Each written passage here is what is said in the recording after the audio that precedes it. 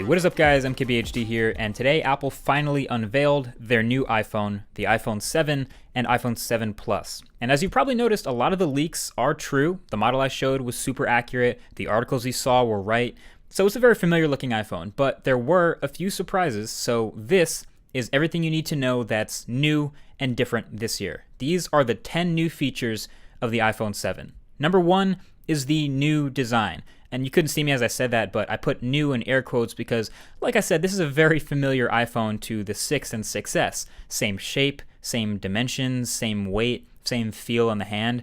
Looks like an iPhone, but with some subtle improvements, like the antenna bands on the back don't go across anymore, so there's a cleaner look to the top and bottom. And there's a new set of colors. You have your normal silver, your classic gold, and of course your pink/rose gold. And then no more space gray, but a jet black and black. So the black is this purely all matte black look, and I gotta say, this feels really good and looks good in person. And then the jet black is a piano super glossy finish that I don't think I can seriously recommend to anyone. It looks good while you keep it clean, which is what they were doing here, but not only is it probably going to be the slipperiest iPhone of all time, but it's also going to be super prone to fingerprints like Samsung phones and scratches. This one I picked up in the demo area somehow already had micro scratches on it, so Apple knows of the issue and just recommends that you use a case, which I think is lame, so I'm going to be grabbing that matte black. Something about the stealth look just speaks to me. Number 2, the home button. The new home button on the iPhone 7 is actually really similar to Force Touch trackpads in the new MacBooks. It doesn't actually click anymore. It's a solid-state glass button with pressure sensitivity that doesn't move. So there's a Taptic engine that's now behind the button, so when you firmly press it as if you were going home, it clicks. And it kind of feels like the whole bottom of the phone is clicking, so it's not identical to the feel of just the button press from before, so it may take some getting used to, but that is definitely new. Number 3, the iPhone 7 and 7 Plus are now officially water and dust resistant. Now, I might argue that the iPhone 6S and even the 6 might have been just as water resistant as this one, but now it's officially official, so it's rated to be able to survive being under 50 meters of water, which is a lot, so you can totally use it in the rain or shower with it or whatever.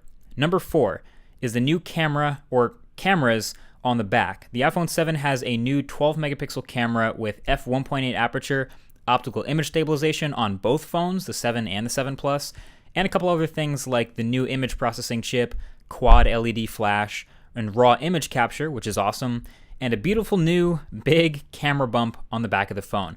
There's also a new 7 megapixel front-facing camera that actually looks a lot better than previous iPhones, so if you're into selfies, this is a real upgrade in that department. So that's neat and everything, but the real camera upgrade is in the bigger phone, the iPhone 7 Plus, which has 2 of these new 12 megapixel cameras, but with different lenses in front of each. So on the right is the normal 28mm lens, same as a smaller phone, and on the left is a 56mm lens, so twice that focal distance for basically 2 times optical zoom. So this 2x camera is better for portraits and for subjects that are further away, since that's what telephotos are good for. And in the camera software, there's also now a button to just switch actively between the lenses, so 1x zoom for the normal lens and 2x for the telephoto lens. And then there's even a slider sort of wheel that lets you smoothly use digital zoom to transition between them. We're even expecting an update to the software for the 7 Plus that will add a camera mode called Portrait that will add like a subtle blur to the background of your human subjects. So lots of interesting stuff in the camera that I'm hoping works as well as it seems. No doubt I'll be hitting that hard in the full review of this phone.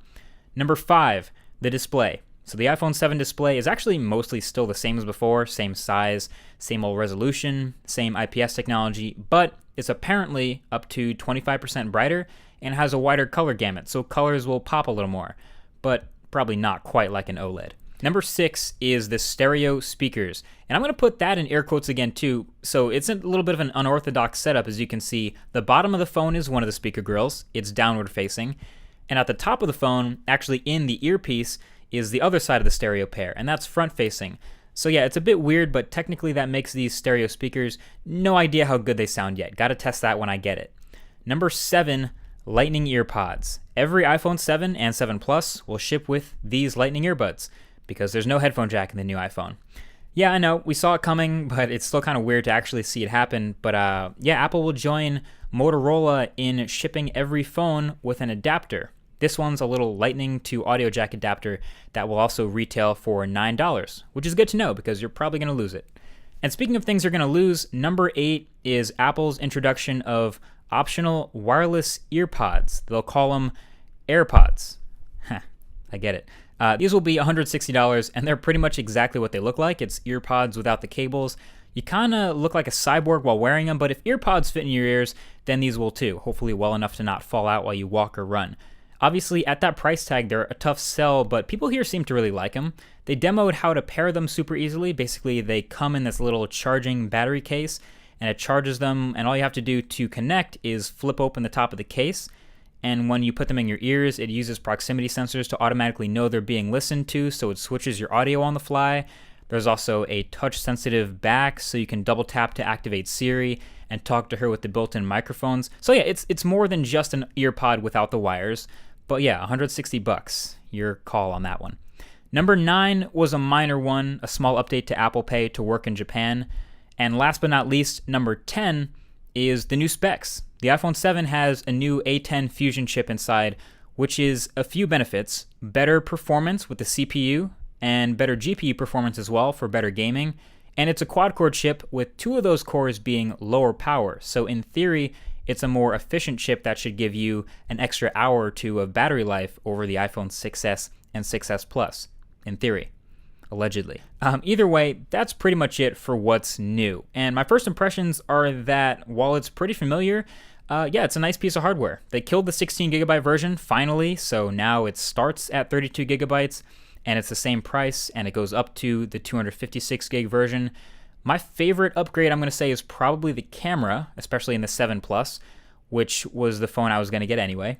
And my biggest letdown, I would say, is the screen. When are they going to put an OLED display in the iPhone? Seriously, they got to do it eventually, right?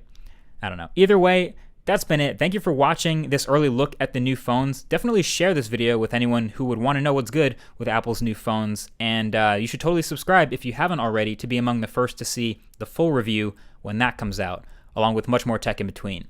Thank you for watching, and I'll talk to you guys in the next one. Peace.